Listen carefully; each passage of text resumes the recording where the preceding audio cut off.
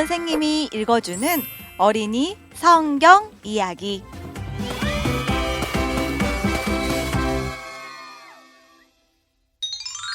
(48번) 이야기. 하나님이 바위에서 물이 나게 하셨어요. 출애굽기 17장 말씀. 이스라엘 백성은 석 달 정도를 걸어서 르비딤에 도착했어요. 르비딤은 엘림처럼 그렇게 아름다운 휴식 장소는 아니었어요. 사람들은 거기에서 크고 미끈한 바위만 높이 홀로 서 있는 것을 보았지요. 풀도 없었고 나무도 없었어요. 당연히 우물도 없었지요. 날씨는 뜨거웠고 사람들은 너무 목이 말랐어요. 하나님은 이 뜨거운 광야의 바위 근처에는 물이 없다는 것을 알고 계셨지만 백성을 르비딤으로 인도하셨어요. 왜일까요? 그건 하나님이 물을 주실 것을 이스라엘 백성이 믿는지 보시기 위해서였어요. 이스라엘 백성은 하나님을 신뢰할까요? 이스라엘 백성이 모세에게 한 이야기를 들어보세요. 우리에게 물을 주시오. 이스라엘 백성은 기도하지 않았어요. 하나님을 기다리지 않았어요. 심지어 하나님이 이스라엘 백성에게 만나라는 놀라운 선물을 주셨는데도 말이에요. 백성이 그 밖에도 무슨 말을 했냐고요? 여호와가 과연 우리 가운데 계신가 안 계신가? 모세는 대답했어요. 너희가 왜 나를 꾸짖느냐? 너희가 왜 여호와를 시험하느냐? 이스라엘 백성은 목이 더 마를수록 모세에게 더 화를 냈어요. 그리고 모세를 비방했지요. 이스라엘 백성은 왜 모세는 자기들과 동물들을 갈증으로 죽게 하려고 애굽에서 데리고 나온 거냐며 원망했어요. 그래서 결국에는 돌을 던져 모세를 치려고까지 했지요.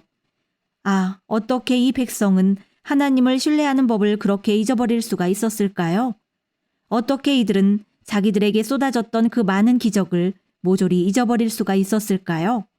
하지만 모든 이스라엘 백성이 다 하나님을 신뢰하는 법을 잊어버린 것은 아니었답니다. 이스라엘 백성 중 몇몇은 조용히 하나님께 도움을 구하는 기도를 드렸어요. 모세 역시 기도했죠. 그리고 지금 이렇게 자기를 돌로 치려고 하는 백성과 함께 뭘 해야 하는지 하나님께 여쭤보았어요. 그러자 하나님이 모세에게 대답하셨어요. 하나님은 그 높고 평평한 바위 위에 서 계시겠다고 하셨어요. 아마도 그 바위 위에 구름 기둥이 서 있었을 거예요. 그리고 하나님은 모세에게 하나님의 능력의 지팡이로 그 바위를 치라고 말씀하셨어요. 모세가 바위를 쳤을 때 뜨겁고 메말랐던 바위에서 물줄기가 흘러나왔어요. 누구나 자기들에게 물을 준 것은 모세가 아니라 하나님이라는 것을 볼 수 있었어요. 위대한 기적이었지요. 그리고 그건 또한 상징이기도 해요. 그 바위는 우리 주 예수 그리스도를 보여주고 있어요. 예수님은 바위랍니다. 그리고 예수님은 우리에게 생명의 물을 주시지요. 여러분은 생명의 물이 뭔지 알고 있나요? 그건 우리가 보통 마시는 물을 말하는 게 아니에요. 생명의 물은 우리를 죄에서 구원하셔서 우리를 예수님과 함께 영원히 살 천국으로 데려가신다는 예수님의 약속이에요. 생명의 물이신 예수님을 의지하는 것을 절대 잊지 마세요. 물줄기가 뜨겁고 메마른 바위에서 흘러나오자 백성은 물을 마시려고 달려들었어요. 사람들도 동물들도 다 달려들었어요. 모든 사람이 한 번에 물을 다 마실 수는 없었어요. 차례를 기다려야 했지요. 그러다 보니 노인들이나 병자들, 피곤한 사람들은 물을 마시는데 제일 꼴찌가 되었어요. 이 사람들이 마침내 물을 마시러 왔을 때 이들은 무서운 위험에 처하게 되었어요. 악한 적들이 이들과 싸우려고 광야에서 달려나온 거예요. 이 악한 적들은 아말렉이라는 나라에서 온 군사들이었어요. 아말렉 사람들은 이스라엘을 괴롭히려고 자기 나라에서 광야를 통과해서 온종일 달려온 사람들이었어요. 아말렉 사람들이 왜 그랬을까요? 그건 아말렉 사람들이 하나님을 미워하고 하나님의 백성을 미워했기 때문이에요. 아말렉 사람들은 하나님의 백성을 없애버리기를 원했어요. 그래서 이 악한 군사들은 일부러 노인들과 병자들과 피곤한 사람들이 물을 마실 때까지 기다렸어요. 이 사람들이 물을 마실 때 살금살금 뒤에서 다가가 싸우려 한 것이죠. 아말렉 사람들은 이스라엘의 강한 군사들과 싸울 만큼 용기 있는 사람들이 아니었어요. 우리는 그런 사람들을 겁쟁이라고 부르지요. 그러자 하나님은 이스라엘 백성에게 돌이켜 싸우라고 말씀하셨어요. 모세는 여호수아라는 젊은이를 선택해서 이스라엘 군대를 이끌고 아말렉 군사들과 싸우게 했어요. 모세는 뭘 했냐고요? 모세는 손에 하나님의 능력의 지팡이를 들고 언덕 꼭대기로 올라갔어요. 그리고 모든 백성에게 지금 아말렉과의 싸움은 모세의 힘으로도 여호수아의 힘으로도 아닌 하나님의 힘으로 된다는 사실을 드러냈어요.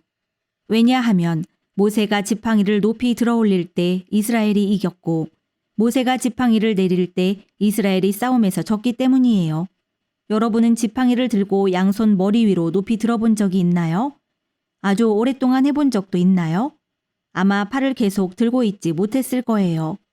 힘든 모세의 팔은 피곤해져서 계속 지팡이를 들고 있지 못했어요. 하지만 계속 들고 있어야만 했어요.